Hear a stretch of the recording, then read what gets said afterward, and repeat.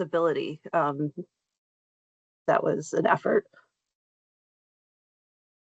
Very nice. Okay. All right. Well, if we're ready, then I'll call to order at 10:03. Let's see. And I don't know, Kathy, do you think I should ask for changes to the agenda, or should we do the introductions? I'm not sure. I don't remember what we might do first. I think we could do introductions. We're still waiting for some board members to arrive. I'm hopeful that we'll be joined by more. We have a quorum right now, but let's do introductions to give them a little time to get into the meeting. Great. Okay. Well, I guess I can start. So I'm Lisa Barron. I'm the chair of the board, and I've been on the board for a couple of years now, or maybe 3, 2.5. And I've been the chair for a year. So let's see. I don't have much else to say, so I will just pass it along. I'll pass it to Adrienne. Good morning, everyone. I'm Adrienne Katz, and I'm the vice chair. And yeah, indeed, Lisa, time flies being on the board. And my connections to libraries: before working for the state of Vermont for the Land Use Review Board, I worked as a librarian for the St. Johnsbury Athenaeum. And I'm still involved with my friends group and occasionally moonlight as a school librarian. My direct connections. Next, I'll pass it to, let's see, who's here? James. Can you hear me? Yes. Yes. I'm James Saunders, and I've been on the board for about 6 years now. I guess you could say that my favorite pastime is writing, and I'm at Barry City Elementary and Middle School, and I live in Plainfield.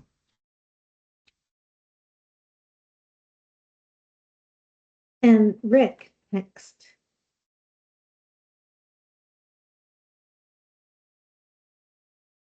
Oh, I don't think we can hear you, Rick.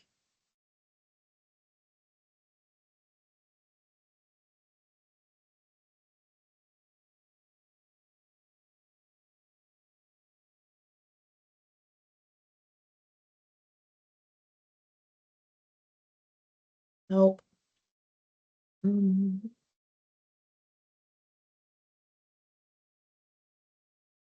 just gonna I'm gonna grab the phone number info and pop it into the chat because we can see Rick, but we can't hear him. So maybe Rick can call so that we get audio of him.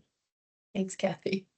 Yeah, and I have a note from our team here that Glenn, our newest board member, is trying to join, and Josh is working with him. And I did hear from Lisa. I did get an acceptance of the meeting just this morning from Lisa, so I would imagine she may also be struggling somehow with the technology. So we'll see if they can join us soon. Did you mean Linda? I'm sorry. I have some sort of a brain cross. Jennifer Fells. Lisa is here. Oh. I don't know what is wrong with my I was like, who else's name? synapses. Yeah. There's no other Lisa. Like, there's a Jennifer. Lisa? Yeah. I don't know what is wrong with me. That's Well, I hope they can get on. That'd be good. Yeah. It's like a face name blindness. I've just somehow, I think because you both came in at the same time, my brain spits out the wrong name, which is absolutely horrible, and I am so sorry. Embarrassing. Okay. Well, last week I swapped a name as well, so you're in good company. Yeah, of the board of the Department of Library staff. Yeah. Well, I guess why don't the library team move on? Yeah, I guess. Sure. So I'm Catherine Delneo. I'm the state librarian and the commissioner of the Department of Libraries, and we have a number of staff of the department who are here today. I'll pass it to Tom first. Good morning, I'm Tom McMurdo. I'm Assistant State Librarian for Information and Access. I've been with the department for a little over 13 years. Jeanette? Good morning, Jeanette Schaefer. I'm the other Assistant State Librarian. My area is Library Advancement, and I've been here for 5 years, 5.5. We've got Jess Leal, who is with us. Hi, sorry, I am not camera ready. I'm fighting a cold as well, but I'm Jess Leal. I'm the executive assistant here at the department. Oh my gosh, Jess, I haven't heard your voice today. Feel better. Thanks. There's a note from Josh to Rick about clicking the 3 dots that say upper right-hand corner and then choosing audio settings and picking a different mic. And I think Glenn, our newest board member, has just joined us. So we'll I'm going to interrupt the department staff for a second so that we can say hi to Glenn. And Yeah, Glenn, do you want to Catherine, introduce yourself? Yeah, I will. Linda and Jennifer are on another link right now. So they need to get a message up. There she goes. All right. They need to, yeah, the 3 of us were having our own meeting Oh no, for some reason. that is Sorry about that, y'all. Okay, and I guess we're just waiting for Linda. Excuse me, this is Jennifer. I tried the earlier link and it's working. So Linda, we have to try the earlier link from the 8th. I'm sorry for interrupting. All right, that's good. Okay, so I should get out of the earlier one.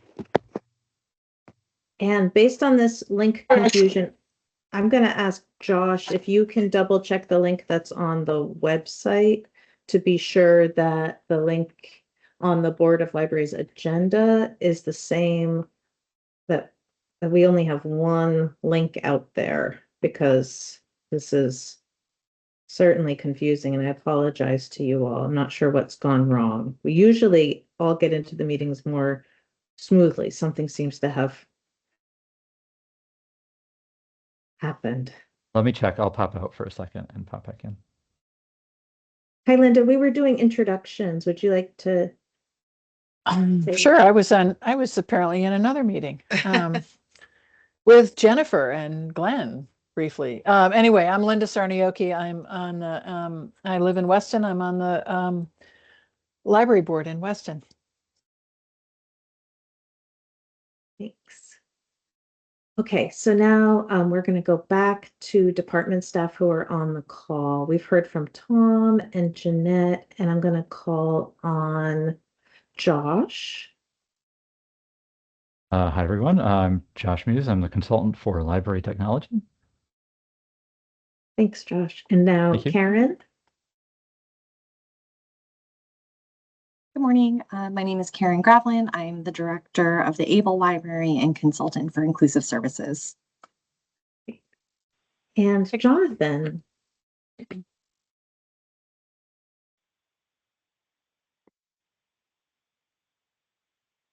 Oh, here. Good morning. Jonathan Clark, the Youth Services Consultant for the Department of Libraries. And next we'll hear from Lauren. Good morning. I'm Lauren Kelly. I'm the Technical Services Consultant here at the department. Great. And finally, we'll hear from Matt Bradshaw. Good morning. Matt Bradshaw. I'm the Contracts and Grants Administrator for the Department of Libraries. I think we've heard from everybody then. Passing it back to Lisa. Okay. Well, that was great. We have a full house now, I think. And I think that we got a meeting invitation this morning for an April meeting, and I think that could have looked like today's meeting, so maybe that's part of the confusion. Yeah, it confused me too, but anyway. So are there any changes to the agenda? Any additions?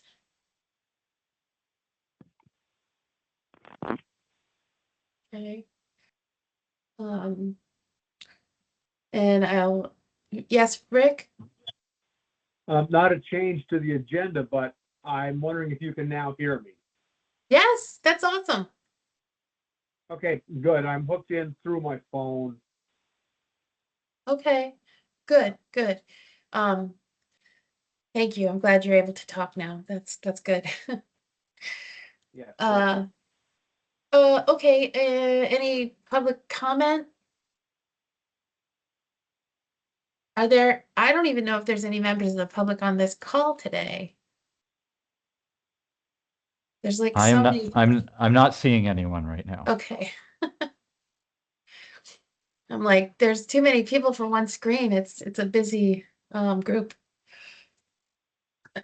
Okay, then I'll move on to item 4, which is the approval of the minutes from October 14th of last year. Rick, if you can mute your phone. Yeah, thanks. So if everyone, did everyone have the chance to review the minutes from October 14th of last year? Did anyone have any comments or edits? I did. Oh, perfect. Yeah, go ahead.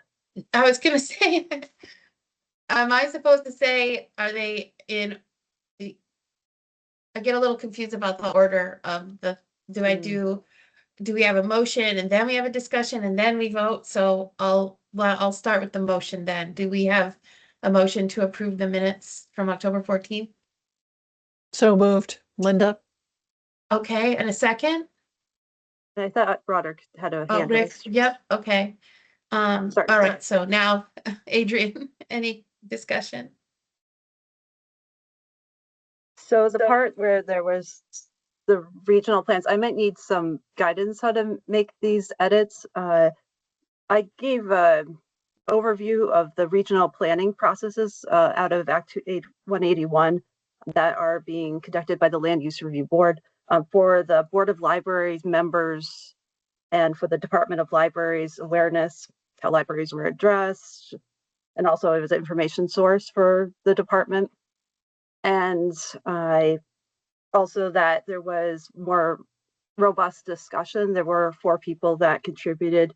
Kathy spoke, Tom, and 2 board members, James and Lisa. Kathy spoke from like the department's perspective. She gave a few comments addressing challenges certainly, but also possible opportunities. And also Tom raised points about how the department that's raised the state librarian has raised the profile of the department there, and that this process also seems like the county government. James has certainly raised a point about interested in access and discussion of that, and also Lisa gave some feedback and support, but also was echoing what the department was saying about that there's limited capacity, can't attend all regional commission meetings, for example.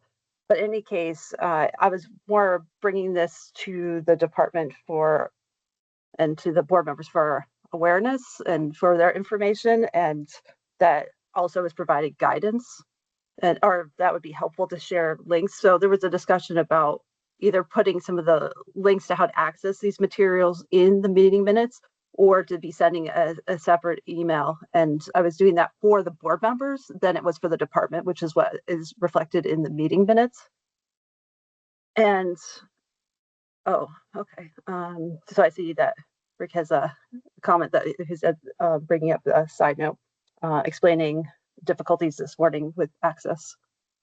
And so the way it's presented, I think could be a little bit more accurate. I went back and listened to the recording, and I think that there could be some changes. So I don't know if that's something I need to put more in writing, or if that's something that someone here could help me put that more succinctly in the meeting minutes that will reflect that there was more discussion, and it was also to provide information for the board, although it is providing information to the department. So it's a little bit more nuanced than a simple typo edit or something like that.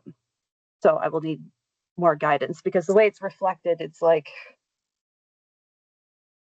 it didn't really capture what happened at the meeting.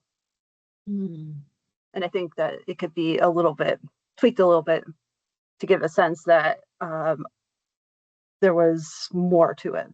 Otherwise, it kind of like, it's like I brought up an idea and then it was like shot down, or it's like that was more of a it was flattening the discussion versus like this, like showing that there was more of a response of, oh, I'll take this into consideration. You know, here's some challenges I see with that, and you know, it was not direction to anybody. It was simply a discussion where libraries were discussed and included. So I need help.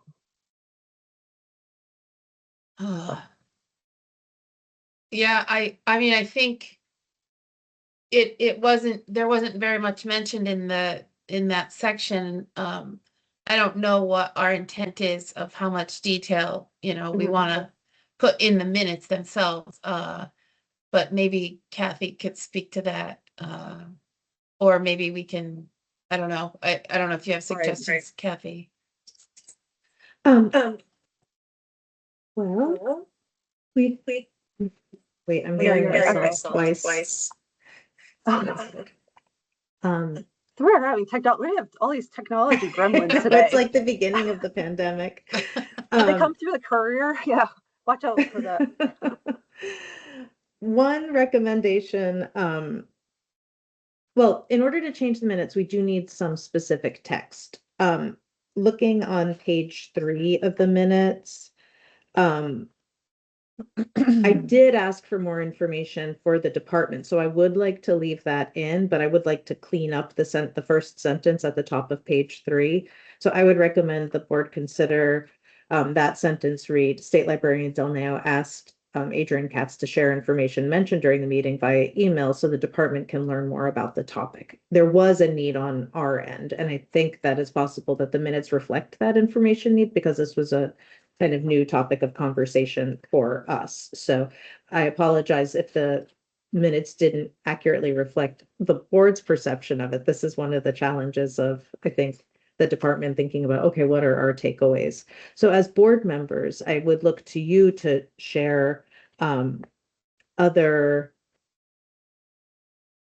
sentences which might be able to be added here. And Adrian, you as the person who's watched it again most recently, it sounds like one thing that you're really wanting to convey is that you shared the information with the board so that they would be aware of it. So I would suggest, since you asked for a suggestion, under regional plans, the first sentence, just adding Adrian Katz shared information with the board so that it's really clear that the board is your intended audience.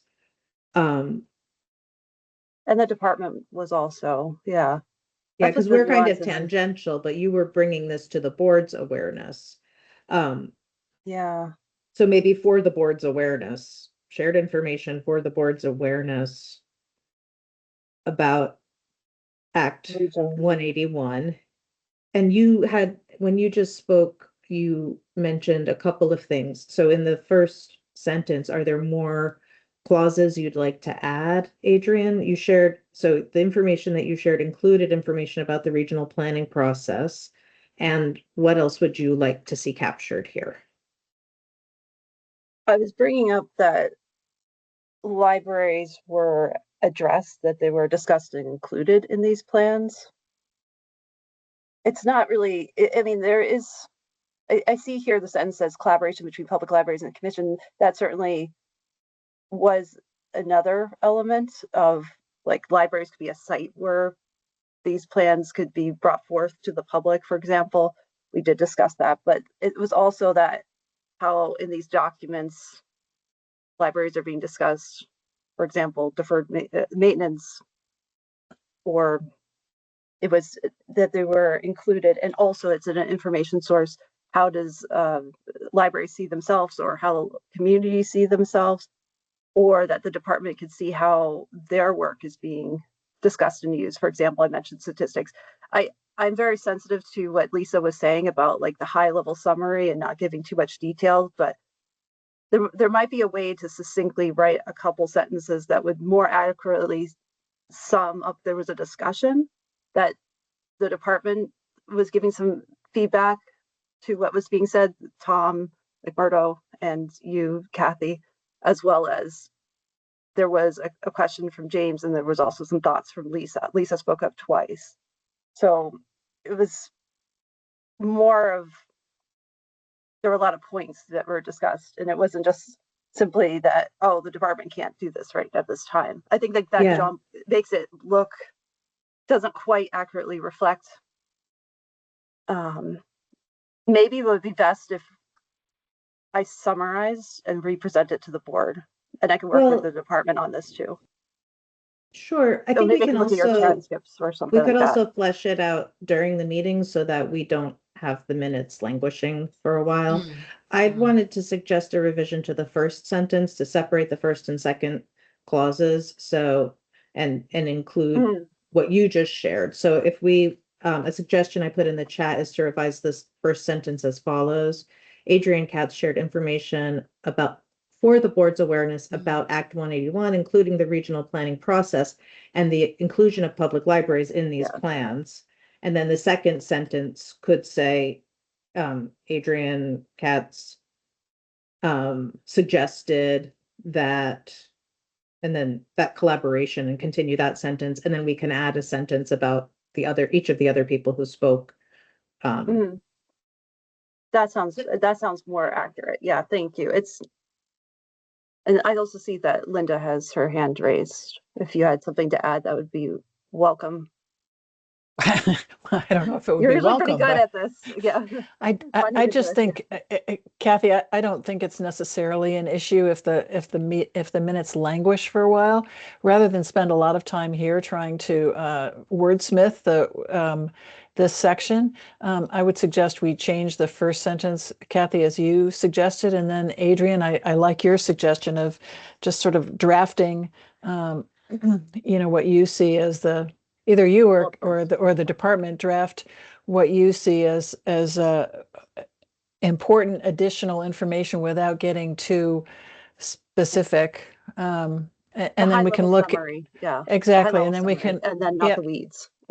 Yep, and then look at it. We can look at it again at the next meeting. I don't, Kathy, forgive me, but I don't think we have a whole contingent of people out there in the public who are desperately waiting for the final draft of these minutes and checking their email every day. So I think we could wait a while and make sure we get it right. Yes. Okay, so sounds good to me. And we're librarians, right? We pay attention to the details. We get it right. That was said at the last meeting as well. So okay. Okay, and we'll move on, and Adrian can work on that a little bit, and we'll talk about it at the next meeting.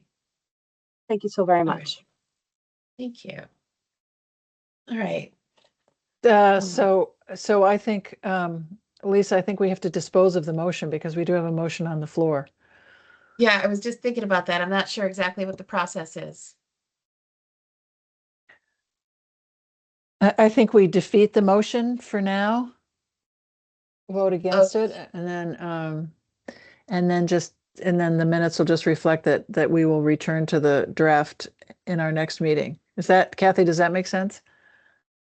Okay. That sounds good. Then I'll say all in favor and all opposed. Aye. Aye. Okay. Sorry. Let's see. I can't see everyone. Sorry. So, okay, Rick's hand Jennifer. is up and Linda's hand. Adrian said, aye. Okay. So, yeah. All right, I got it. All are opposed. Did we hear from James? Hold on. Yeah, I he just want raised his hand. Yeah, I don't have my picture up, but I did want to say that I'm in favor of getting rid of the motion for the time being. Okay, and then Glenn abstained. Perfect. Okay, then all are opposed. The motion is voted down, and we will revisit the minutes at the next meeting in a few months. All right. So then we'll move on to item 5, the election of officers. And the action that we're going to do here is to vote on the chair and the vice chair of the board. So here's one that I'm really not familiar with as to how we're going to do this. So Kathy, would I just call for a vote or a motion? I mean, my recollection is that the vice president typically presides over the election of the president and Okay. the solicitation of nominees and the nomination of the president. Okay, so are there any nominations for the president? well, I don't know if there are any nominations. I would like to be nominated, but I'm not sure how you go about doing that officially. I will nominate Lisa Barron. If Okay. she's willing to stay in the role, then I nominate Lisa Barron. I am. Okay. Is there any others on the floor, or we can just go ahead and take a vote? I think we need a second for the nomination. Okay. I'll do a I'll- second. Was that James or Rick? I Jennifer. couldn't see at the same time. Jennifer said it, and then Oh, Rick put his there's hand three? up, so. Okay. Yeah, it says James' screen had flashed, so that's why I was thinking of. Couldn't quite.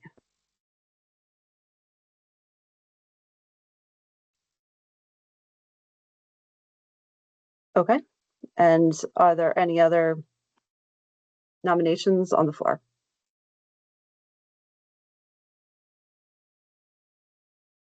Seeing and hearing none. So we can take a vote. We'll do aye and then nay.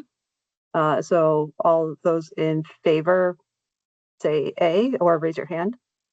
A, Oh, Aye. okay. So I see James, I see Linda, I see Rick, and I see Glenn. Is there anyone else on my second screen here? Jennifer Oh, I see raised her Jennifer, hand and yes. said aye. So, and also I can vote as well. And so it looks like it's unanimous.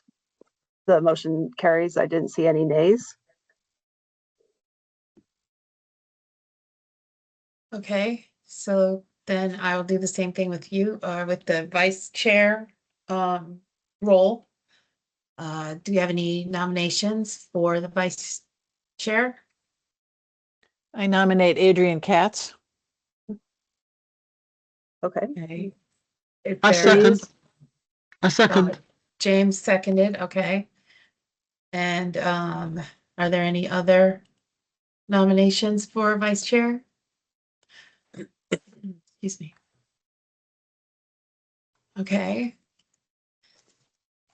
Then I'll do the same as Adrian said, you know, if you we're gonna vote, if you're in favor, say aye or raise Aye. your hand. So all in favor? Aye. Okay, looks like, yep, that is unanimous. Mm. So this motion passes and Adrian's the vice chair. Okay, did that all Thank you, Adrian. seem in order? It felt a Thank little you. bit funny. I would just say thank you both for stepping up to do this work again. Thank you. I feel like it takes a long time since we only have quarterly meetings to really get into the rhythm of it, but it's been really fun being on the board and meeting all these people and different perspectives and whatnot. So And Anyway. learning about all the great things that the Vermont Department of Libraries is doing. There's so much going on. It's always exciting to see that reflected in the newsletter and other sources. yeah, true. Mhm. Yeah. And it's our Okay, pleasure to serve. absolutely agree. I echo you, Adrian. Okay, so that is dispensed with. So the next item on the agenda, oh, Glenn, sorry, please speak. think you're on mute. I was just running quickly through the bylaws, and this is fine. Nominations actually don't require a second to fill either the chair or vice chair. I'm a little confused on because there are 3 officers. There's a secretary, but it doesn't really mention. It does say that we annually elect all 3, but then the secretary kind of falls off the wayside. So I don't know if there is a current secretary or how that role is filled, because that's providing notices, agenda, record votes, proceedings, keep the records of the board. So I'm not sure if it's that one is the bylaws that I'm looking at, which were adopted in October 2024. My understanding is that the state librarian serves as a secretary to the board. That's the last sentence of section 5, secretary. So we don't typically see that one isn't an elected position. You are all free from having to take the notes, although you're welcome to take notes and to correct the notes. But the department is supported by the board in that way. So you are advisory to the state librarian and to the department, and I am also at your service as your secretary. So when there is, and then Jess helps me during the meetings by actually doing a lot of the note taking, which is, but it's always my fault if there's something wrong, because that means I didn't review it carefully enough. That was a good question, Glenn. You got me there for a minute. I was like, oh, it's Kathy, but I can't tell you why. Okay, good question. Okay, so then we can move on to item 6, the discussion of regular Board of Libraries meetings, but just because we're going to move perhaps, yes, Kathy? I'd like to jump in because I have also, like Glenn, been reviewing the bylaws in anticipation of this meeting. And what has come to light for me, and I have to apologize because I was very sick last week and I had meant to get the draft resolution for the topic we had discussed at the last regular meeting of the board that you all had discussed, of the potential of moving the calendar of meetings. When reviewing the current bylaws this morning, this cold has been a doozy. So when reviewing the bylaws, I realized I couldn't share resolution language with you at this meeting for a vote, because you have in the bylaws on page 3, there is section 1 about regular meetings. So the bylaws actually have to be amended. And to do an amendment of the bylaws, you must be at a regular meeting, and this is a special meeting. Oh, right, good point. So the next meeting of the board, the next regular meeting of the board is scheduled for April 14th. And if the board would like to consider a change in the date or the time, I can prepare a resolution to share with you in advance of that meeting and post it in advance of the meeting, because it would be an amendment to section 1, section 1 under Article 4, meetings, notices, and committees. And I can work with Lisa to prepare that motion. If that would be my suggestion. I think that sounds good. Glenn? Yeah, and so just a recommendation, bylaws are guidance documents, not, they don't lend themselves well to specificity.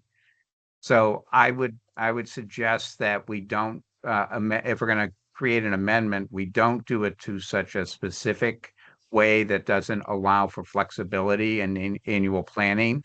So don't put in months, or, the board can meet 4 times a year. We'll meet 4 times a year in special meetings as required, or to be posted appropriately with adequate warning. So it just then gives us that flexibility, and Kathy that flexibility to design the year in a way that best suits the needs that we have. I think that the reason the board had set regular meetings with the cadence is because it makes it a little bit easier for noticing with open meeting law in Vermont. If the board establishes, and this might be that there's that the bylaws are more broad, like Glenn is saying, but then there's a resolution about the meeting times. Yes. That might be a good way to approach it, to do a bylaw amendment to remove the specific months, and then to do a resolution. The board hasn't typically had many resolutions, but I believe that you just have to adopt a resolution. And then if there's a resolution, then we can avoid having to announce and notice every single special meeting of the board. We make notice of the resolution. This is when the board now meets, and then we put it on the department's calendar of state events, which is the official spot, and then we proceed. And then if you wanted to change the date in the future, you would just adopt a resolution, which you might be able to do at any meeting versus the regular meeting. Adrienne? All of this sounds good. One thing that we might want to pay attention to is that this board has a dual role of being a non-advisory and an advisory. So for example, geographic naming, if that was on the agenda, we might want to look into making sure that we comply for if there's anything with the special meetings that might be different with one portion of our duty over another. That might be something we want to pay attention to as well, to look into. Okay. Linda? So then are you suggesting that the bylaws would say that the Board of Libraries will meet quarterly on a calendar determined by resolution of the board? And then we would have a standing resolution that would say we will meet on the, whatever it is, first Monday of each quarter, or whatever we want to say, but so that the resolution has that specificity. But I think we don't want to use the term special meetings, because as Kathy was saying, we can't vote on something at a special meeting because it has to be warned ahead of time. Am I right about that, Kathy? You can vote on many things at a special meeting, but not changes to the bylaws. Oh, I see. Okay. Got it. So you could make determinations. My understanding is that the special meeting has different notice requirements than the regular meeting, meaning that we have to notify the public about the special meeting, including telling someone in the media. This is all very fuzzy as far as how the department does that, or how an entity does that. But just based on my reading of the bylaws, in order to make a change to the bylaws, it has to take place at your regular meeting rather than at the special meeting. Gotcha. But you Okay. could have a special meeting and still make a decision in your deciding capacity on geographic names, I believe. Okay. So Well, I that want to be sounds- sure I understand what we're going to do and sort of what we're capturing. So Glenn made a recommendation that we revise the bylaws to be less specific about the months of the meetings. And there was some discussion. And then we are also looking at just forgot what a resolution with specific cadence of meetings, all that. Right. And this is only relevant if the board wants to direct me to work with Lisa to develop those things for you, to shift, to bring to the April meeting a shift of the cadence so that instead of meeting in January, April, July, and October, we move that out by 1 month to February, May, August, and November. If you don't wish to make any changes, I would recommend leaving things as is because it's a lot of effort and it's already been in the bylaws for a couple of years. And prior to that, we had similar information in the bylaws. Well, I mean, originally, didn't we have this conversation because it was going to improve things for board preparation of documentation from you? And I think that still would be helpful. So, I mean, I think we should go ahead with it. Glenn? Yeah, that was my understanding, was that it would, I mean, ease up the burden on library staff and make us more effective because we would have more information. So I'd like to make a motion that for the April regular meeting, that Kathy and Lisa be charged with formulating an amendment to the bylaws to have a less specific Article 4, Section 1 on regular meetings language, and that they also compose a resolution for consideration of the board to set a new meeting schedule that we will adhere to annually unless further changed in future resolutions.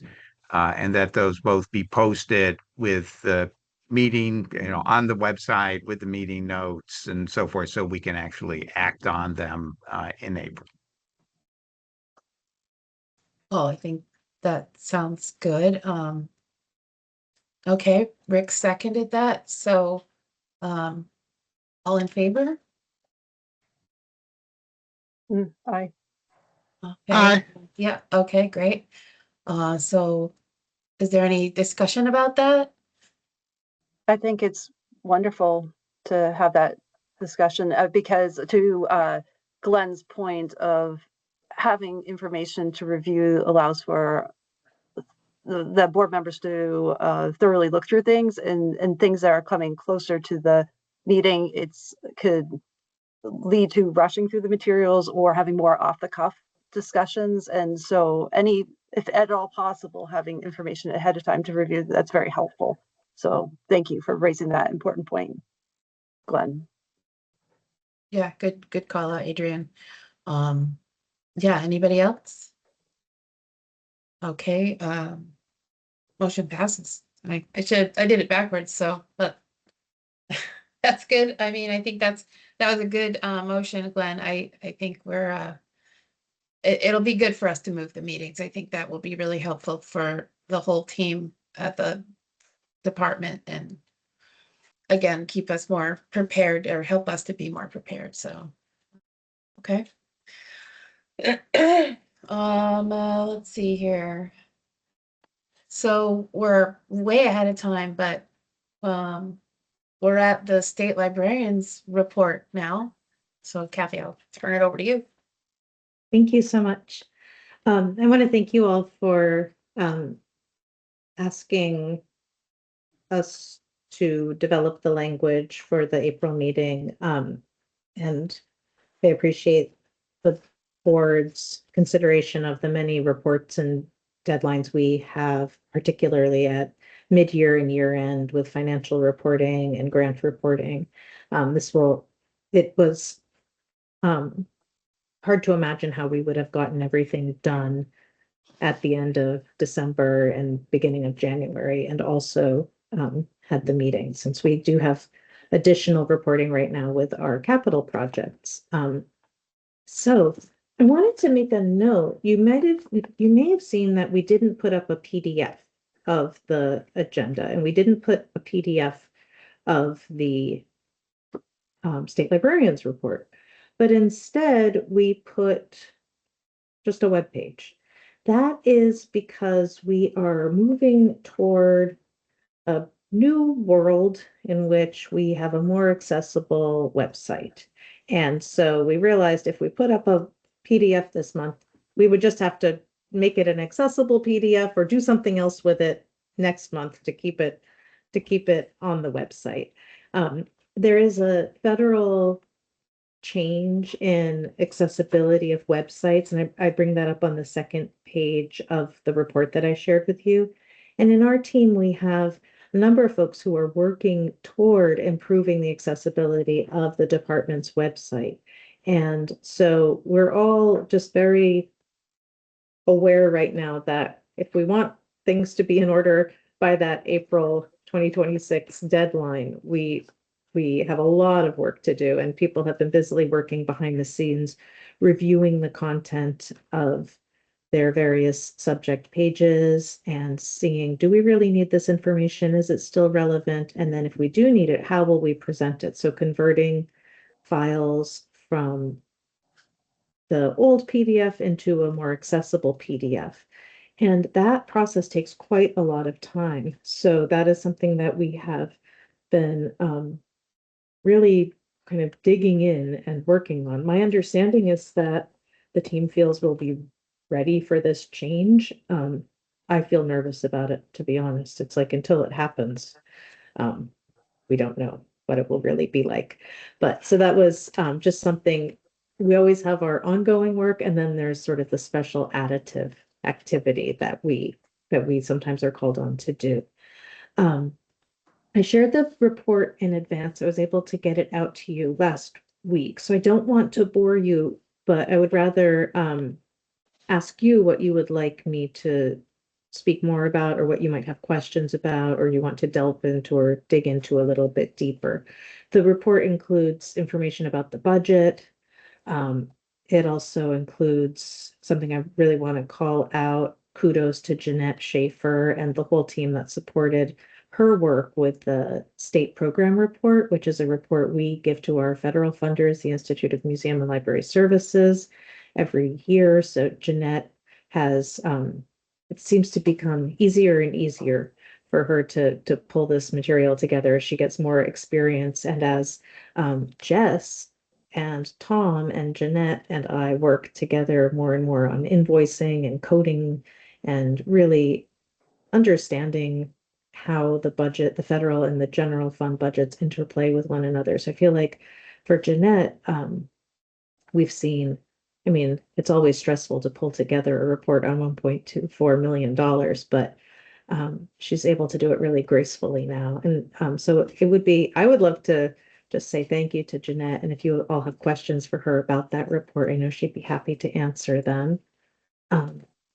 And other things that are going on include the HUD grant application period, which is open right now. And also we're in the midst of a busy legislative session with a bill that's in Senate Education right now that relates to public libraries and the Department of Libraries. Happy to share information about that. Another highlight of the year was our Directors Summit, and there is video in the world of all of us embarrassing ourselves and singing because it's the department's bicentennial this year. And so Joy Warland, who loves to put dog lyrics to popular music, she turned her attention toward my favorite things from The Sound of Music and rewrote the lyrics to be about the department. And it was quite embarrassing, but also quite fun to sing that to the directors. And we even had Nick Kramer from Agency of Administration singing with us. So it was really just kind of a silly activity. And then we had, at the end of the director summit, we had a cake for the department because we were all gathered together. And the governor signed a resolution about the bicentennial of the state library, which was very nice. And we have that hanging on the wall now. But I want to open it up to you all to ask questions of me or any of the members of our team who work on projects.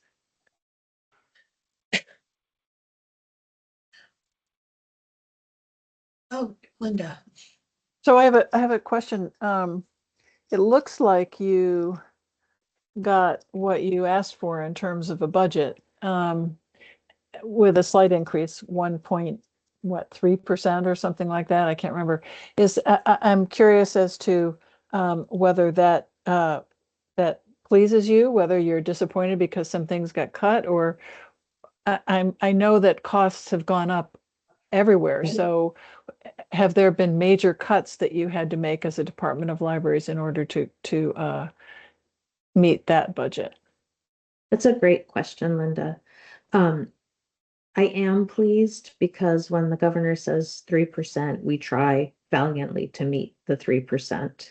And it was going to be very hard for us. So the tougher cuts would have been if we had to reduce by the 1.4%. I won't pretend the department couldn't use lots more money, but this is a really tough time to be asking for more money because there are so many competing priorities in the state and so many really vital things that are happening that could be impacting libraries that are on the horizon. So we're always in this environment where the whole pie is made up of primarily general funds and then federal funds. And the federal funds, we don't anticipate those will be growing. They've really been flatlined for quite a while. In the past two budget cycles, that's meant that the general fund appropriation, we've asked for a little bit more, and we've been granted that, which is really helpful. I also want to share my appreciation for the Agency of Administration because this year the Smith Fund did not perform well. And we were in the very uncomfortable position of not knowing if we could grant $350 to public libraries, these non-competitive summer reading grants. And we prepared documents to request $50,000 to support that key initiative, which goes to help public libraries around the state do programming for kids. We put a Budget Adjustment Act proposal for the 26th year, which we're in right now, together. But the timing would have been really tough because that BAA hasn't been passed yet, but we usually launch those grants in January. And I guess we were sad enough that even Adam Gresham couldn't say no to us, the finance and management director, who recently, as a joke, was like, "My favorite word is no." Like, word of the week is no. And so we went to our meeting with Agency of Administration folks before the budget was for the department was proposed to the governor, was shared back with the governor. And Adam said, "So you're telling me without $50,000, we just don't have summer reading?" It's like kind of like somebody canceled Christmas. So they did find $50,000 in another Agency of Administration department that would have not been utilized for something as important, and they moved that. So we actually saw an increase to this year's budget through kind of a true-up process that didn't even have to go through the Budget Adjustment Act. So that was really wonderful to not have to worry about that, for Jonathan and Matt to be able to launch the summer reading grant program on time, on schedule, so that we have that money now ready to grant out to folks. And we've actually started granting the awards already. Matt's been processing them as they come in. Glenn. Yeah, where is the Elva S. Smith Trust held? Citizens Bank in New Hampshire. Is it I mean, how was it allocated to Vermont? Is it a Vermont specific fund, or does it fund other states as well? It funds a couple of things besides the state of Vermont, but not other state departments of libraries. So I'd have to get the documentation out. I can provide you with the information, but it's an estate that funds a number of things. Okay. And a portion of it is allocated for the department. And my understanding of what took place is that the state of New Hampshire gave the bank and all of the banks information about how they needed to apply some tax credits So the distribution, the performance was not poor, but the distribution was poor because there were accumulated tax credits that needed to be applied. And then the documentation stipulates that the bankers get paid. So the bankers actually got more than us this year. But I believe that there's also a college that receives some funding, a library school that receives some funding. So there are a couple of things that are funded with this, and our allotment, we did dig into it a little bit, and it did seem to be appropriate. And the banker has been more communicative now, that he understands the impact. And so he initially thought we would be receiving a little bit. We did receive more money this current distribution, but not up to the regular other levels. So Yeah, it's just not as reliable. It really has been all over the place in terms of what the it's distribution has been. yeah, it's really unfortunate. I mean, to have a non-performing fund this past year seems a little odd.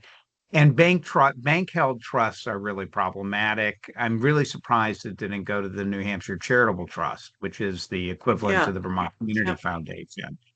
And so I'm not sure if there's any way the state could work to recommend, the movement of the trust to the New Hampshire Charitable Trust as the holder of it. It just sounds like I don't know how it was that, but it might be a good thing since you rely on this. We rely on this to do this annual distribution. That at least an inquiry as to why it's held by the bank and if there was a mechanism to transfer the trust to the charitable foundation. So just a thought. Jennifer? I totally agree um, that the New Hampshire Charitable Trust would be a more reliable solution. I'm not sure how the trust was set up.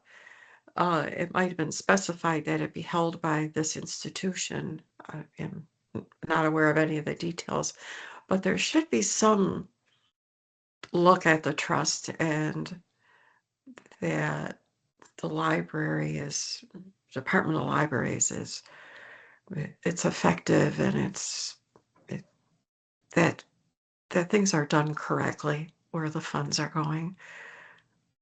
I'm not sure who you can use as a resource for that, but I've been through this with another organization and we were able to really correct things and put us in a much better financial situation.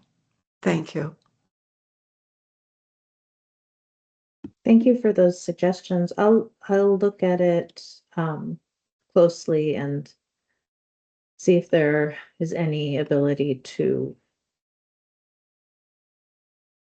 facilitate a change in the administration of the fund. It is my recollection, to Jennifer's point, that it did state where the trust would be held in the documents about the trust.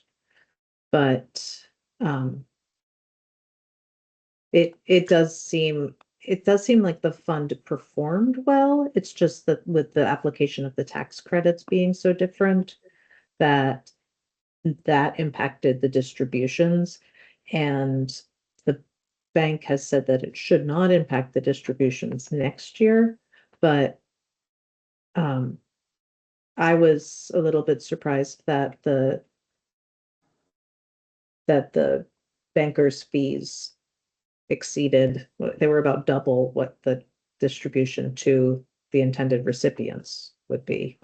Those fees can be negotiated. There's Well, we did try to do that to some extent, but maybe that would be an area where I could get more input.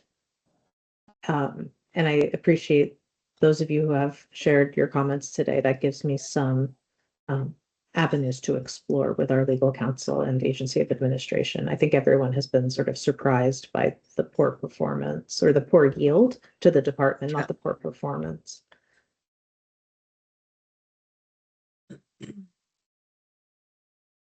So Kathy, can you I was just looking at your report, the public library capital projects, just how that's been going and not that, sorry, yes, that the public facilities preservation initiative, that's open now, just how that's going.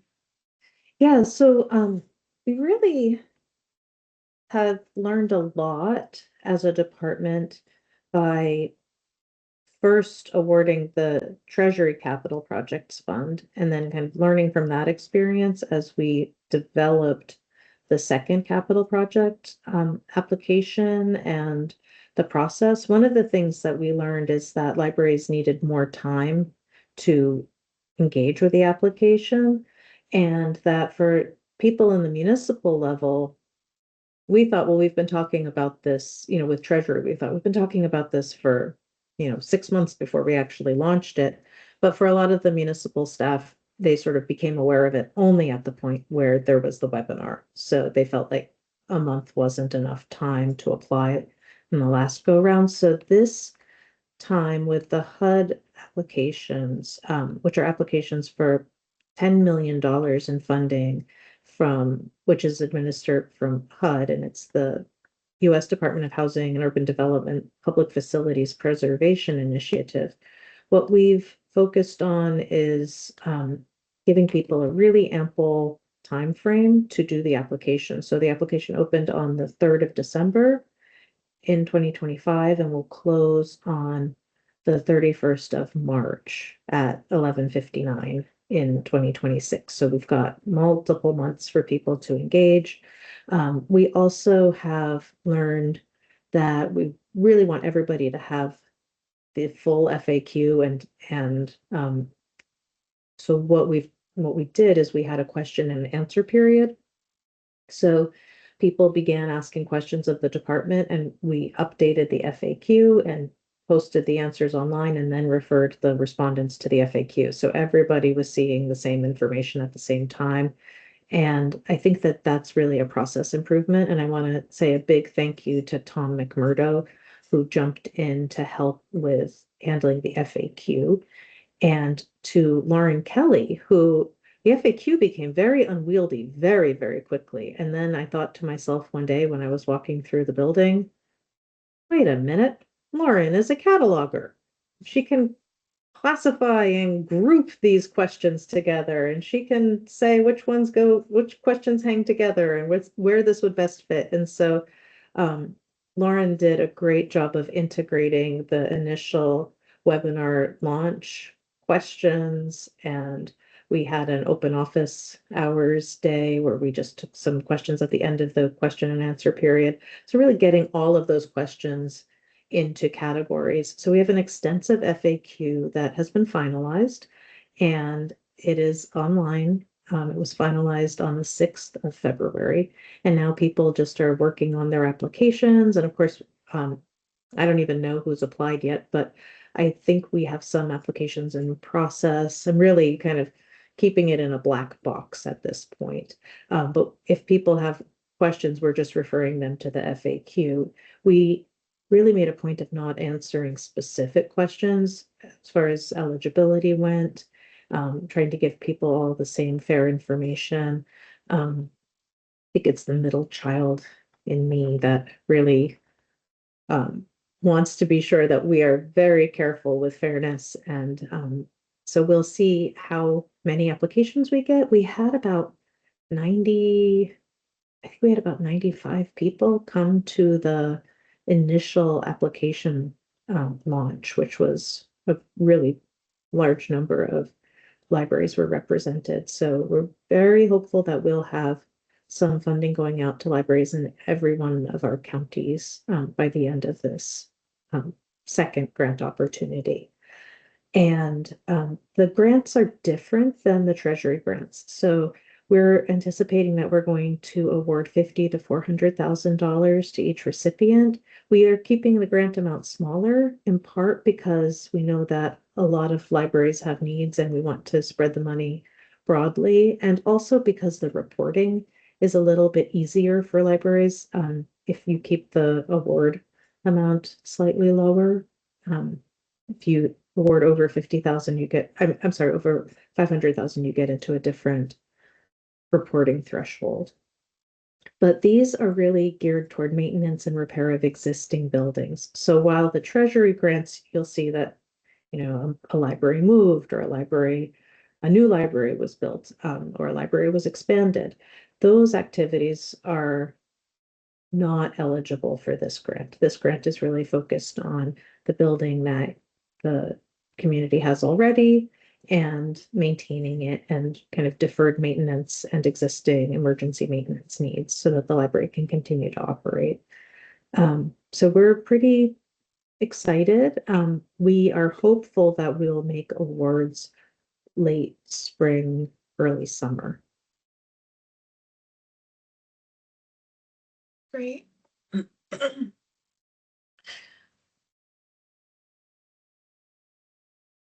Oh, Linda, I can't hear you. Kathy, I was surprised that while there are 2 libraries who have finished their projects for the capital projects grants, but you've only given out about 4 million of the $16 million, and I believe those grants end in December of this year. Are you anticipating that there will be a big rush for money in November or something? I mean, or are projects moving right along and they just haven't been requesting funds? I think that many of the projects have this coming spring, summer, and fall is when they'll do a lot of the work.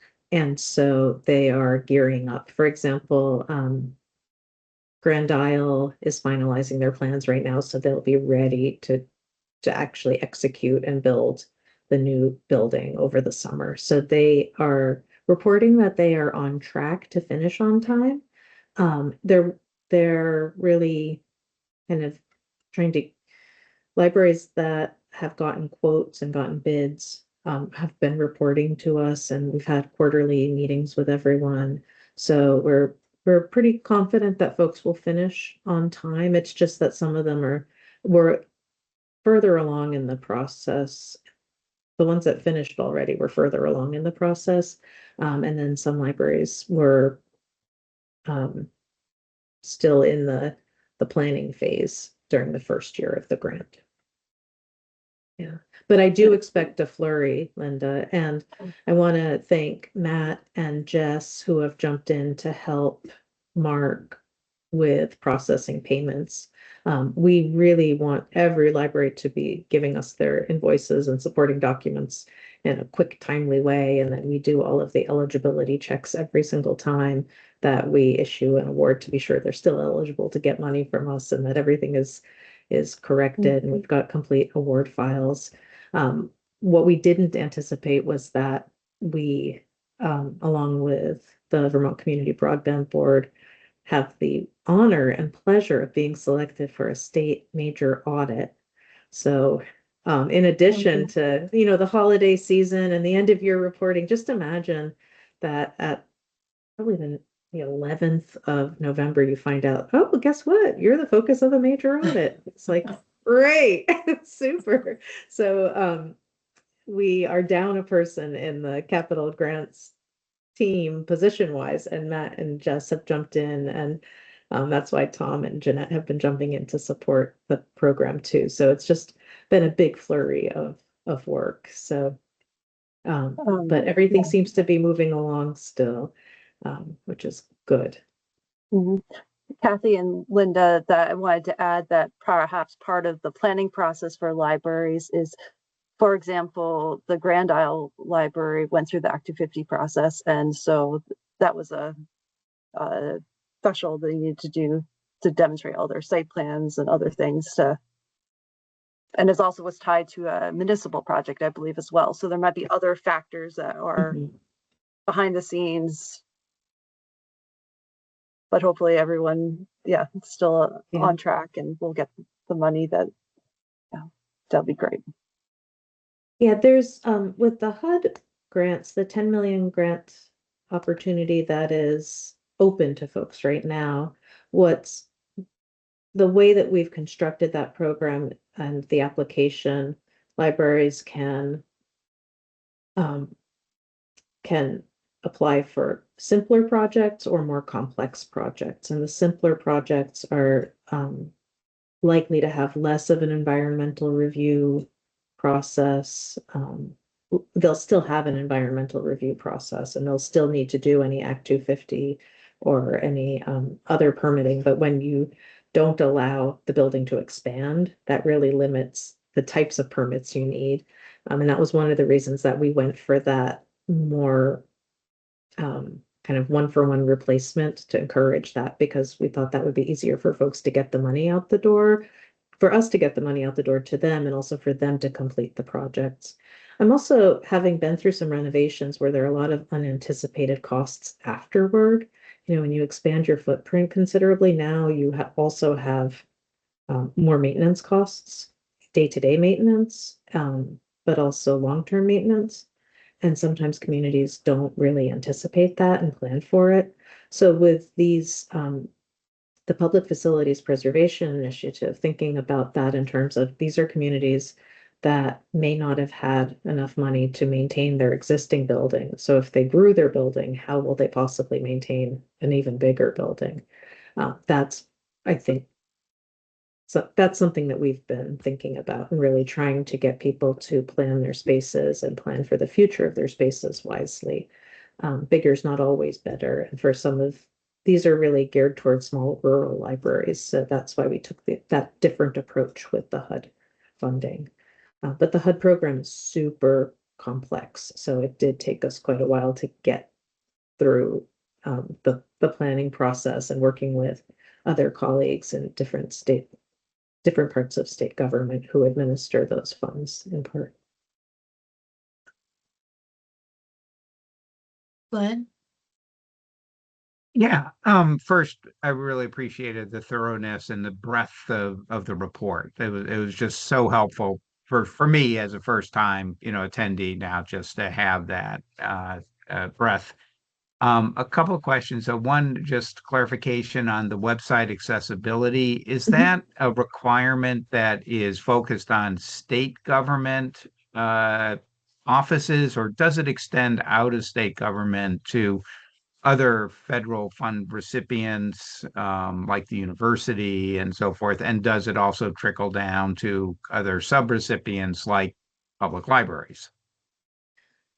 That is a great question, and I may need to phone a friend. So Josh or Karen or Tom may know more than I do about this, having been more intimately involved in the work. And Josh is on camera, so he's game. Hi all, thank you for the question. That's a great question. So my understanding, and I've been more focused on what are the implications for us at this point. But my understanding is that it impacts all governmental bodies, and that the timing is based on the population. So this first deadline, this April deadline, no timeline, this April impacts communities of over 50,000 people, which in Vermont affects the state, but no other communities. So, so everyone else, so the next deadline, the everyone deadline, is a year from now, is April of 2027. But my understanding is that it does impact every governmental body, and for things that are more tenuous, I'm honestly not sure about, sort of for things like universities or semi-governmental bodies. I would have to look into that. Yeah, just a quick note that, yes, I work for the state of Vermont as well for the Land Use Review Board, and we also are undertaking similar accessibility strides in approaching things like our website as well. So it's been interesting to see the department's approach and then the approaches that we're making as well, under the same goal of making things more accessible. Yeah, I mean, I work for a K through 12 school district, and we're doing the same thing. So I think it is pretty, Glenn.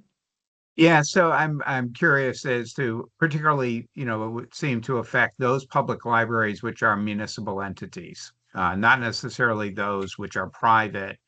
And if the department is going to do outreach and provide any kind of assistance to those libraries and moving ahead, because it is, as you are experiencing, a very confusing and technical thing that, just like building renovations, is going to take a lot of expertise to move forward. Mhm.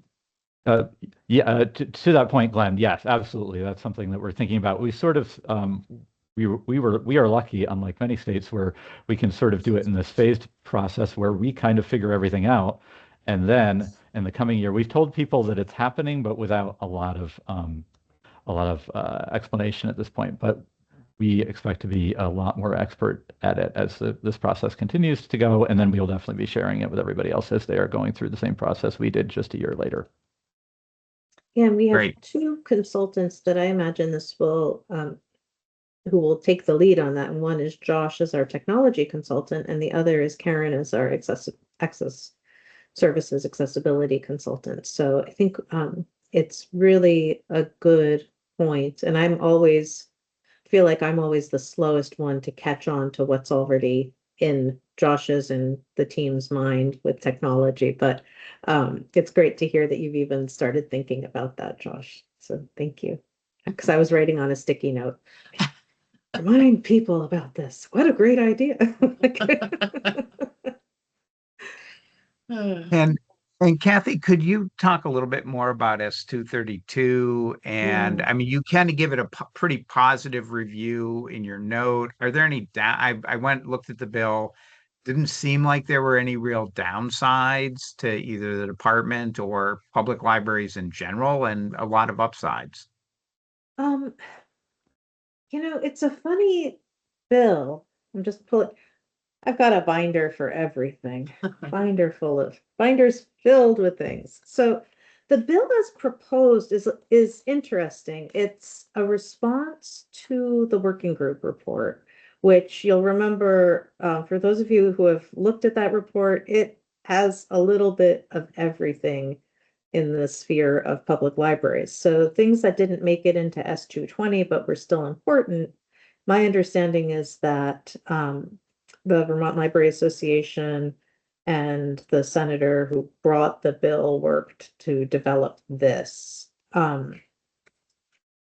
There are things about the bill that are really just highlighting opportunities that exist already for public libraries. So there are, when we had the bill walkthrough by Legislative Council, Tucker Anderson, the attorney who did the walkthrough, was talking about kind of the substantive changes and then the things that are really just kind of making sure people know they can do the activity in public libraries. So there are a bunch of different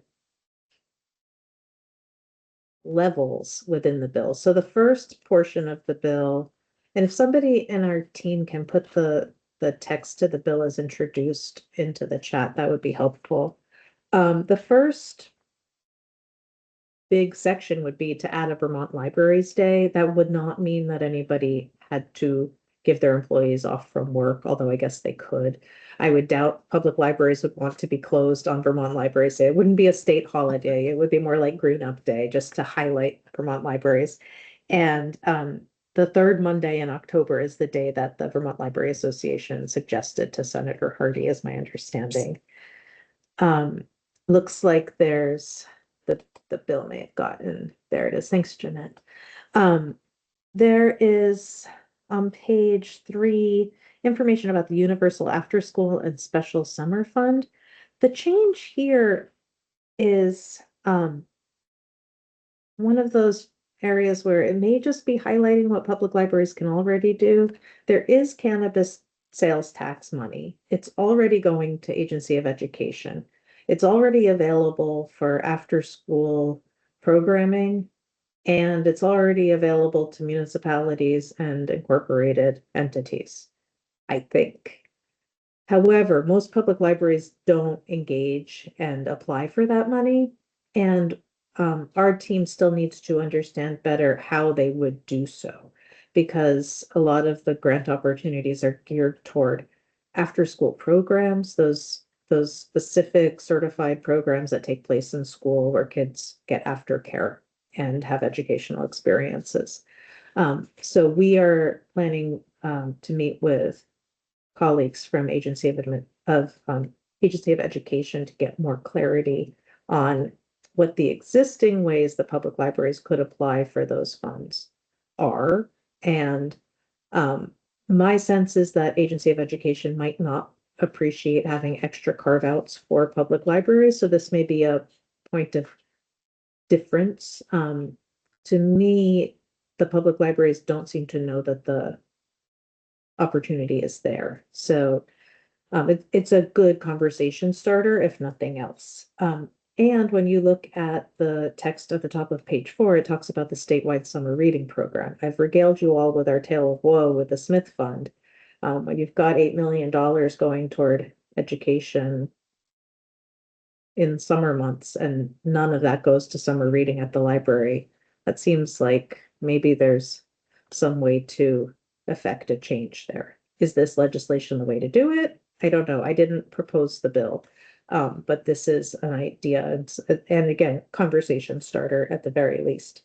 The addition of the state librarian or a designee as an official member of the advisory committee that administers those cannabis sales tax funds is very welcome.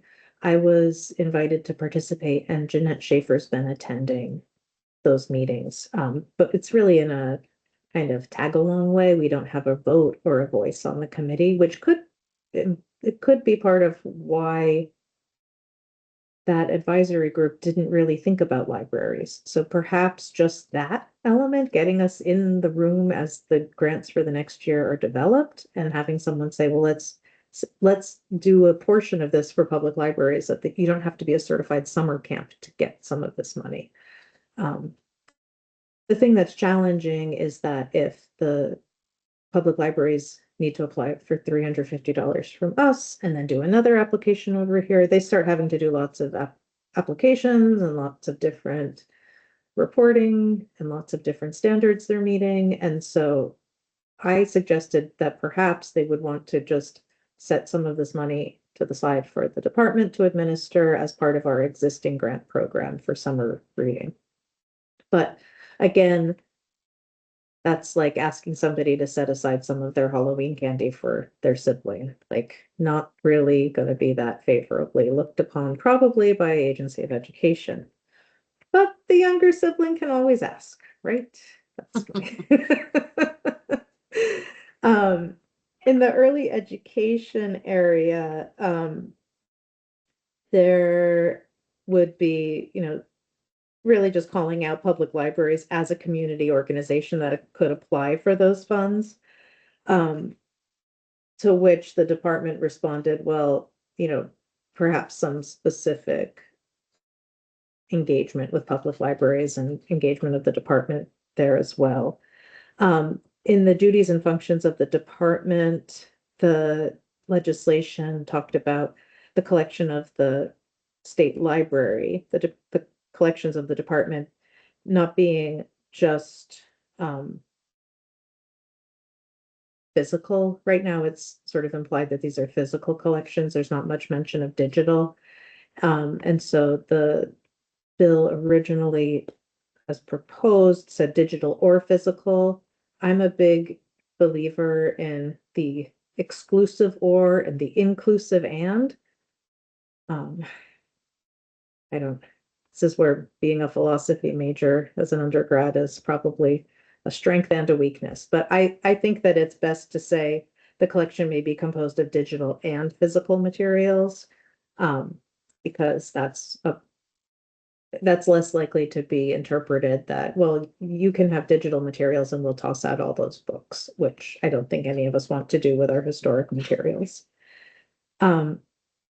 The information on page 6 is pretty unappealing to the department, I would say, because it's really in the weeds. It's talking about how the department needs to publish guidance documents concerning grants and programs available for the support of municipal public libraries and post those on our website. So I think that it should read just public libraries instead of municipal public libraries. The department, I would encourage us not to get into the business of posting guidance documents on other people's grant opportunities, that we should focus on our own grant opportunities and let the other entities provide guidance on their grant opportunities. I think there could be some liability even if we started telling people how to fill out grant applications. We do workforce development, continuing education on grant applications already. We do send information out to folks in the digest about grant opportunities. We would be happy to post things on our website, but usually the legislature doesn't tell us what to post on our website.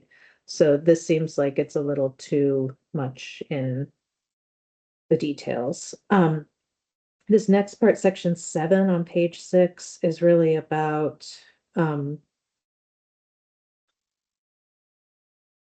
capital improvements and making sure that public libraries that are incorporated, that this is a convoluted, it's hard for me to explain it, that the municipalities that are served by incorporated public libraries realize that they can bond for the incorporated public library building.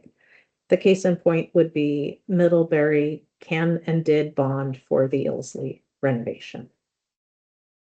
Now, Middlebury is able to do that now, so there's no substantial change in the law, but it would just be mentioning it, which might help a smaller community realize it's a possibility.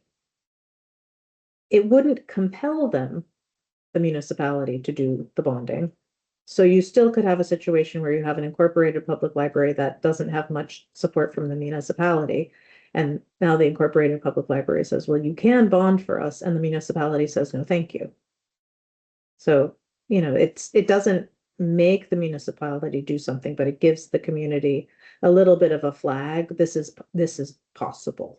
So I think the department's supportive of that little flag, but you could also argue it's redundant or unnecessary. And then these pieces about performance grants, it's like they talked to Adrian or something, I think, because I think this is related to planning, regional planning. And really that as communities develop their plans, that they should be mindful that a public library is a service and that they should be planning for it. So for example, Williston has grown hugely since the 90s, right? So how has Williston planned for the library to have more visitors? What's the plan in another community that may grow similarly? So that's sort of just thinking about that inclusion of public libraries. This was not received all that well by one of the senators on this section wasn't received that well by Senator Ron Hinsdale on Senate Education, who felt like there are already a lot of bars and hoops to jump over and through in getting municipalities to actually have a plan. So do you need to add libraries? But it's like, well, if you don't add the libraries now, if they in 2026 make a plan, when are they next going to revisit the plan and add libraries? It's going to be 30 more years. Yeah. It's I do see the dovetailing with even so two separate processes. The municipal plans may be on different timeframes and may look different from municipality to municipality. And then also the regional plans, which sometimes information feeds into those, and those also vary in their inclusion of libraries.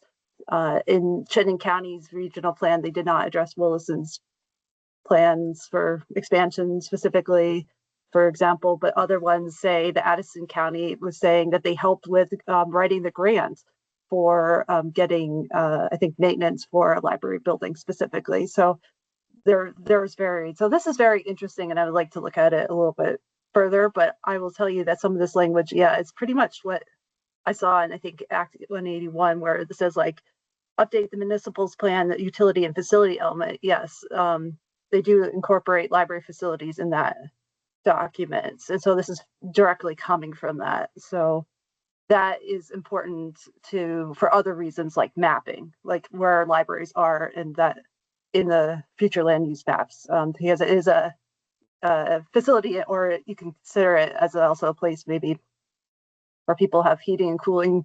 That could be more utility, but there's a lot to that they kind of stuck in. So that's interesting that there's lots of discussion about that.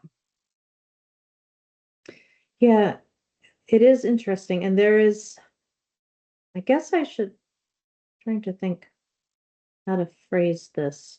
So I'm your secretary and you're my advisors. The department has a position on bills. If the board has a position on bills, that's something the board would want to develop. Because so that might be a conversation for the future. And if, I'm just thinking that, that distinction is very helpful. It seems like in this conversation, it was the state librarian making a report, and what you're doing for us is providing more an understanding of S 232, a little bit more, fleshing it out a little bit so we could understand it, more than us putting together a motion to decide to do something. I think I think this has been very thorough and helpful, and I'm wondering, how much does this differ from the testimony that was given? I was looking for that on online. I was able to find the difference, the Senate appropriations where you spoke, but having those links, like hearing what was discussed, like as a primary source, and then this is a review of the language. So I can let me hang on for 1 second. I can provide you with a link to the testimony that has been written down. So the written testimony that's been submitted. Kathy, if you want, I think you sent the written one. It was more like the recordings. If there were, you updated on January 20th and January 31st. I can continue looking for the video that's recorded. Well, it'd just be interesting to see. Adrian, I think the department's position is more clearly articulated in the written than in either of those recordings, because for whatever reason, the conversation has become very wide-ranging in the committee, I think because of the many different aspects. So I would say the more clear presentation of the walkthrough by Tucker Anderson from Legislative Council is on the second of those days. And we can one of us can put a link to that recording in here as well. And then I answered specific questions that really, I think helped to clarify the position. But I think Agency of Education will be going in tomorrow. I plan to sit in the room for that to hear what they have to say. But this is something that, everybody has different hats in. So, you all have your individual board hats as well. So specific library boards may have input on this too. What I want to be sure of is that just that we're kind of sharing the information out about it. This is the information about it. There has been some for the Board of Libraries awareness. There was a bit of a flurry of worry that went through some of the nonprofit public library folks, particularly from Southern Vermont on the listserv, worrying that in the testimony in the session about the bill on, I think, January 30th, the conversation strayed very far into governance of public libraries and suggestions that the department and Ledge Council develop some refined language for 22 VSA around public libraries. I think there is definitely room for improvement, but I don't want to just start playing with the language because it could be very impactful.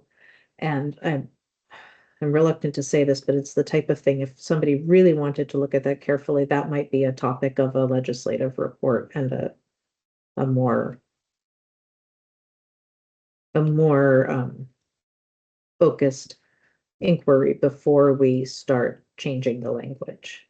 But one of the senators did note something that we see in the department, which is that depending on a town's conversation on town meeting day, a library can come in and out of existence definitionally.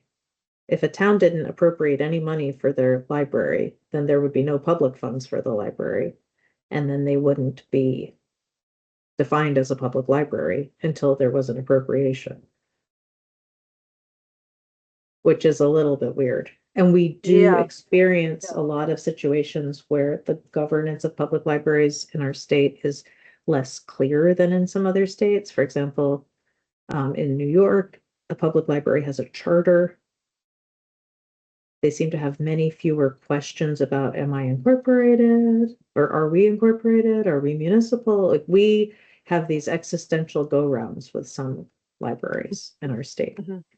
And sometimes the existential go-round lands on, you are not a public library because you're neither municipal nor do you have articles of incorporation in the Secretary of State's database, nor have you maintained your incorporated status. So there is something that could be improved, but I think it would be hard to say quickly how to improve it without studying it more. Absolutely. Thank you very much for pointing out like where the clearest place to see the department's perspective is, and also and I was very curious to know about the response following the testimony, if there's been any action on that. So hearing a little bit more is helpful. And I also see that Jeanette has her hand raised, so. And I think James does. Oh, James Saunders. Sorry, I just see JS because it's a smaller. I have the bill on one side and the video on the other. So my apologies. That's okay. I'm trying to make sure my microphone is on. As far as the governance, interesting word, of public libraries, and this was something that was discussed in the legislature? Hello? Yeah. In Senate Education, they were asking questions about the governance structures and clarifying questions. Okay, because I think in a previous meeting, it may have been, or maybe even a year ago, it's hard to, I'm sure, if you're going to have governance, you're going to have all about 50 levels of governance, from like a library like what exists in Burlington to the basement of somebody's house who doesn't really even have a library director except a volunteer in the community. It's to be interesting to figure out how the legislator would craft a governance model, to me. Well, there is language right now on governance in 22 VSA. So I'll just grab I'll kind of point you toward the public library section. Okay. And then there are definitions. They were really looking at the definitions, Okay. which are 22 VSA section 101. And public library, the definition of public library, according to section 101, public library means any library established and maintained by a municipality or by a private association, corporation, or group to provide basic library services free of charge to all residents of a municipality or community, and that receives its annual financial support in whole or in part from public funds. So that's the definition that has been in place since 1989. Okay. To me, that ties in with something else, which happens in the municipal public libraries section, which is section 141. Now, remember, I'm not an attorney, I'm a state librarian, but Right. there's this establishment and maintenance. There are two paths for a municipal public library. One is you're a department and your staff or the staff of the department. And then two, like B, a municipality may provide library services to the residents of other municipalities upon terms to be agreed upon and may annually contract with a library or library corporation to furnish library materials, et cetera, et cetera. Well, Yes. I understand what a library corporation is, but what is that library? Contract with a library. What type of library? School? Academic? Private? Right.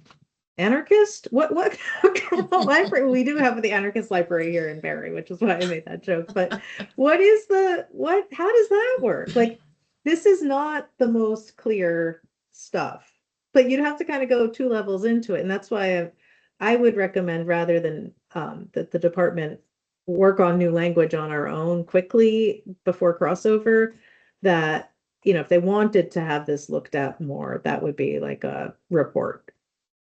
And I usually don't ask for reports, and I'm reluctant to do so because a report just means that, like, I better start writing. But it could be that they told the Board of Libraries to write a report and to gather testimony. That could be an activity of the Board of Libraries because we have an entity.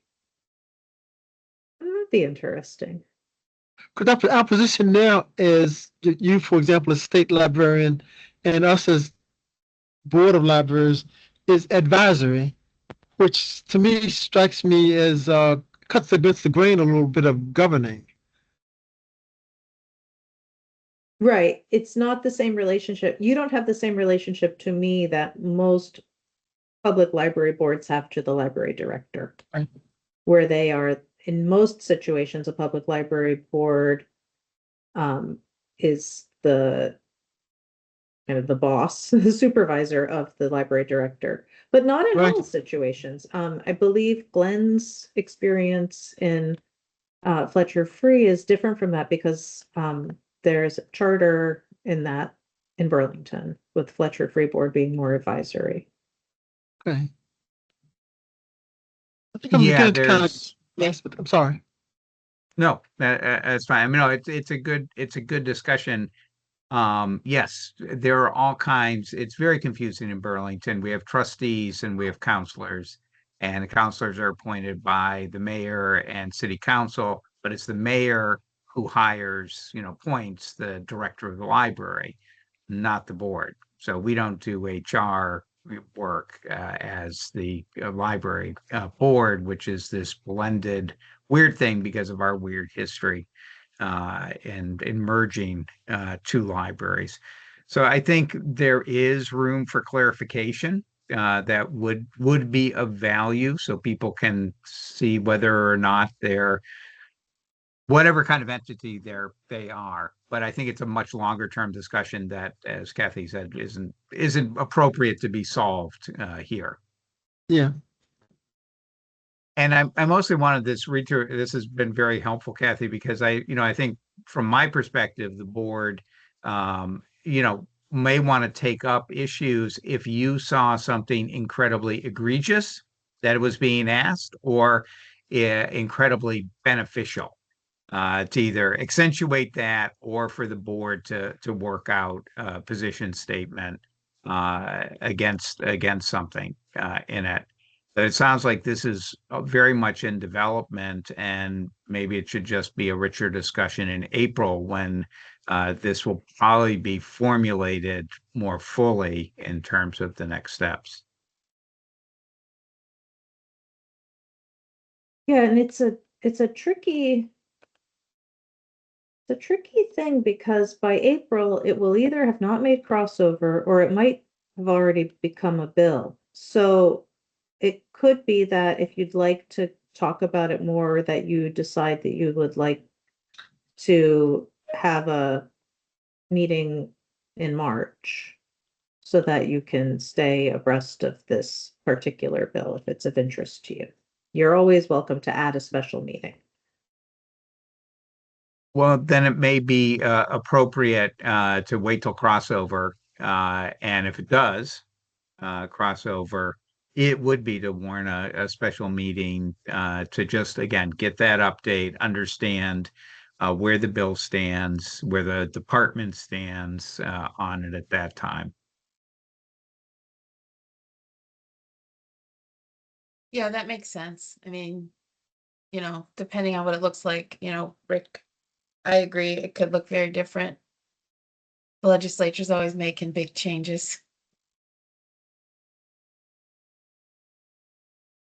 So I don't know if that requires a motion or anything, but I'd like to just suggest that we do, depending on what happens in crossover to S232, if it does make crossover, to schedule a meeting or to just schedule an anticipatory meeting in March.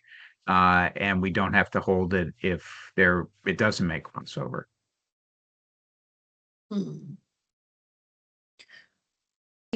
Yes, we could. I mean, I don't know exactly when crossover happens. Crossover this year is, I think, the week after town meeting day. Okay.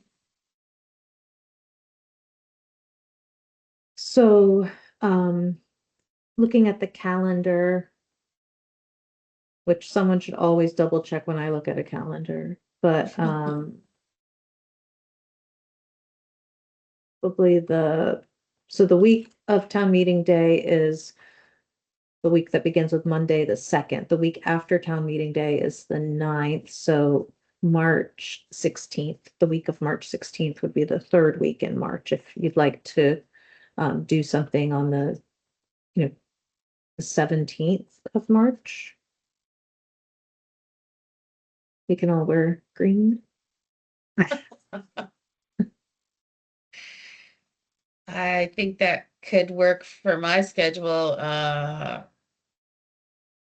in the morning. We could do it 10 a.m. Does that?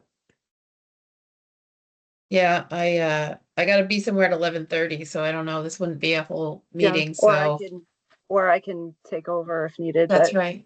Yes. It may. I'm not sure how long the conversation will go, but that's an option. Yeah, Tuesday, March 17th at 10 a.m. sounds fine to me. So we're doing the process now instead of setting it up later. So that's good. Okay, and so we'll have plenty of notice time. So the department can warn the special meeting, and just the one agenda item will be, if no other agenda items are shared with Lisa and me in advance, we'll just have a legislative session update. That sounds good. Right. Yeah, and if there's any ways that we can support you. Thank you. Or just listen. Help for fine. Okay. All right, so I don't know if anybody has any other questions.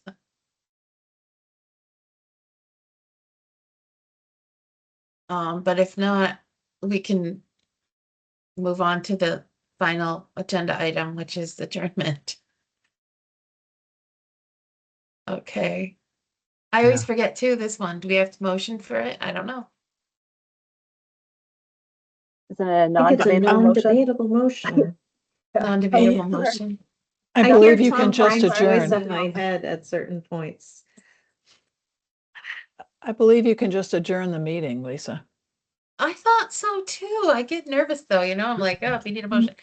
Okay, so then. Seize the power, go for it. Where's my gavel? Yeah, okay, then we are going to adjourn, and it is 11:52. And thank you very much. Thank you all. Thank you. Okay. Thank you. Stay warm.